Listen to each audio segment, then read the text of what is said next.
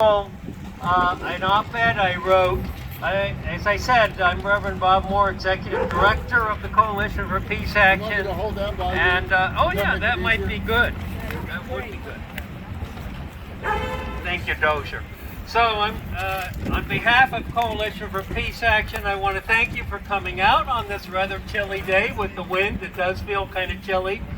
But we are here calling for a diplomatic surge to prevent endless war and reduce the nuclear danger in Ukraine. Now, I'm going to read to you my op-ed. It's not terribly long, a little over 500 words, to give you some sense of what we mean by this. And I do want to say that we're not saying anything about whether or not Ukraine should be getting weaponry to try to defend itself. We're silent on that issue. We have different opinions here, I'm sure. As we reach the first anniversary of the Ukraine war, Russia appears to be undertaking a major offensive while Ukraine is planning a counteroffensive.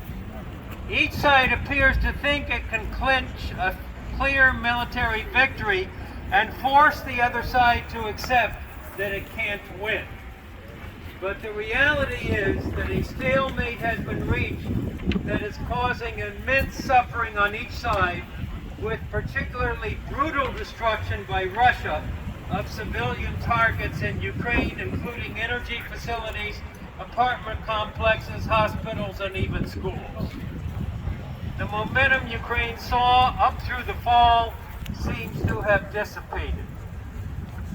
Of grave concern to the whole planet is that Russia has a policy that if they perceive an existential threat, they are willing to use so-called tactical nuclear weapons, which are short-range for battlefield use and are less powerful than long-range nuclear weapons, to intimidate an opponent to back off and make concessions.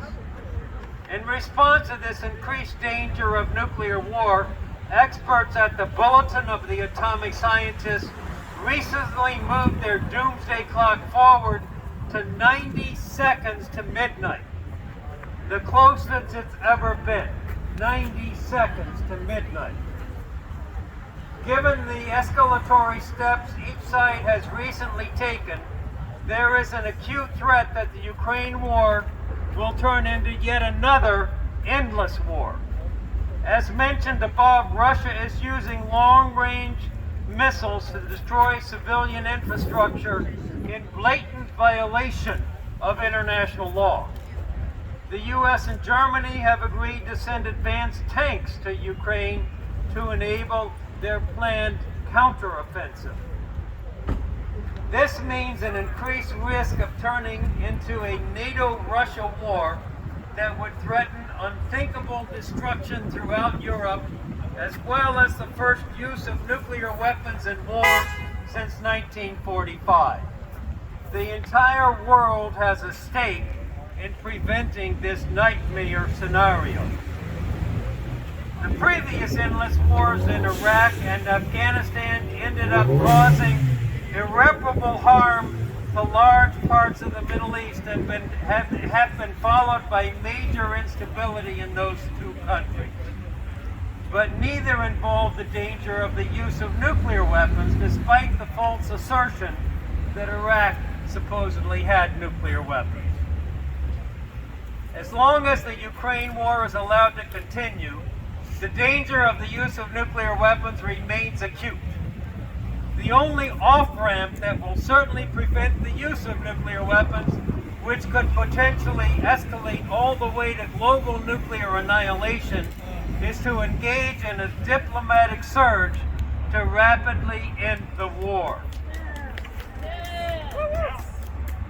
The current chair of the Joint Chiefs of Staff, General Milley, and his predecessor, Admiral Mullen, have both proposed such diplomacy. By the way, I'm sure all of you understand neither one of those could be seen as some kind of puppet of Russia for taking that position. Some realistic diplomatic approaches to diplomacy are being suggested. For example, the promise of long-term American support for Ukraine's security could be linked to its willingness to open negotiations.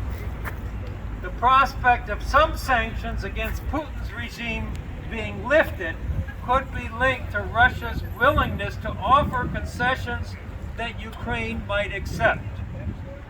Another possibility is for a neutral country to host talks on a long-term truce and steps toward peace with the UN as the facilitator. And by the way, there's reason.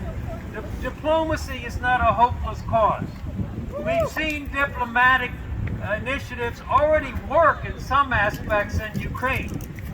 A couple examples that come to me. One is the Zaporizhia nuclear plant. You remember how dangerous that seemed in terms of the dispersal of large amounts of radioactive material. Ukraine, of course, already had a horrible nuclear accident some decades ago. That's the last thing we would need. And the UN, through the International Atomic Energy Agency, Mr. Grossi, their director, they were able to mediate the putting of permanent staff from the IAEA onto that plant, and that has stabilized things. So there's one good example. Another good example is a humanitarian crisis that emerged because of Ukraine not being able to ship out the grain that it had been doing, tons and tons of grain. That was also mediated through diplomacy to where at least some significant portion of that grain has now been able to go out. So diplomacy is not a hopeless cause. We need to intensify it. We need to be deeply committed to it, and it can lead to real results. We must, we must support urgent and effective diplomacy to bring the year-old Ukraine war to a rapid end, saving untold lives being lost in another endless war, and to protect humanity from the danger of nuclear holocaust. So we are glad you're here today. We hope you'll stay involved in this effort. It's going to take a lot of citizen involvement.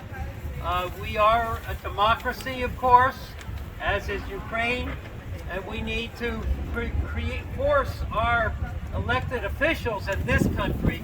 We can't say what's going to happen in Ukraine, of course, but we need to put pressure on them to put the emphasis not on more and more armaments, not on more escalating war that's endless, but instead on finding a diplomatic surge that could move us toward ending this war. Now, I also have another document I'd like to read to you by somebody who could not be with us today. He's a longtime friend and a personal friend of mine, but a member of the Coalition for Peace Action now, but for 28 years, he served as a fighter pilot in the Royal Navy as well as in the U.S. Navy.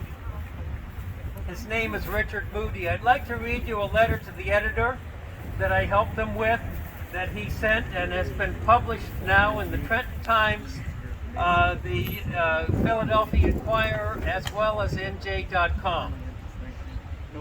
Richard writes, I am a former fighter pilot with both the Royal Navy and the United States Navy. As the first anniversary of the Ukraine war with Russia approaches, of course it is today, I am extremely worried that fighter aircraft may soon be provided to Ukraine. Russia appears to be mounting an ever-expanding offensive which will cause a massive increase in the amount of slaughter on both sides. But supplying fighter aircraft to Ukraine would be a major escalation that could trigger World War III. Aircraft such as F-16 fighter jets will not just lead to an air-to-air battle. These aircraft are also capable of carrying air-to-ground ordnance that could lead to an increased bombing of innocent civilians on both sides. It may also result in Putin actualizing Russia's using tactical nuclear weapons, potentially leading to global nuclear holocaust. Supplying fighter aircraft to Ukraine could well lead to Putin attacking NATO countries' airfields. An attack on one NATO member is deemed to be an attack on all. I know only too well the massacre which is likely to take place if an aerial onslaught begins and Putin retaliates with a modern-day version of the Blitz. Sir, take action for diplomacy, not war. And then Richard refers the readers to our website, because that's our campaign, Diplomacy, Not War. And our website is peacecoalition.org. And assigned as Richard Moody, Lieutenant Commander, Royal Navy, retired. So there's a lot that we're concerned about, and we are here to call for a diplomatic surge to prevent nuclear war and an endless war in Ukraine. We believe this is the way forward to make the world safe, but also the people of Ukraine and Russia safe. So we need this. It's so important. And again, we thank you so much for being here to support this call for peace and for diplomacy with us today. Thank you, and God bless you. Irene, we have a few minutes left if you want to add anything to what I've said. Like our board chair, Irene Etkin-Goldman. Oh yes, and Charlene was just reminding me, we have a special influence in New Jersey because both of our U.S. senators are on the Foreign Affairs Committee, and Senator Menendez is the chair of the Foreign Relations Committee in the Senate. So we need you, and thank you for that, Charlene, because we do have the ability, in addition to your being here, and thank you so much for doing that, you can, if you haven't already, send an email to Senator Menendez as well as Senator Booker and your U.S. member of the House of Representatives. You can send that through peacecoalition.org. Just look at the very top of urgent action at our website, peacecoalition.org. There's a gentleman named Carlos who's Senator Menendez's foreign policy advisor who has an office in Jersey City.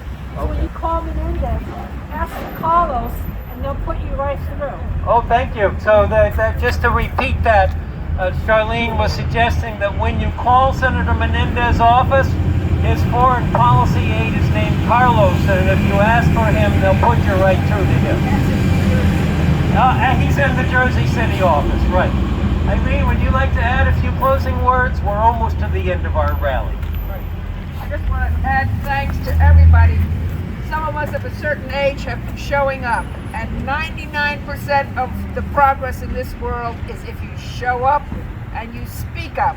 And thank you so much for doing so today. Continue to do so. Ask your friends, ask your family, write your letters, call your representatives, and our work will continue on. We make a difference only with your help. We are one team. Let's do it. Again, that was Irene Etkin-Goldman, our longtime board chair. In fact, she's coming up on her 20th anniversary as our board chair. So we're so grateful for her leadership. And again, we are grateful for all of you to come together to join us here. We don't all think exactly the same on all aspects of this issue, and that's okay. But we all are people of goodwill who are seeking to create a world that doesn't have endless wars and instead has diplomatic surges that lead to peace. Thank you, and God bless you.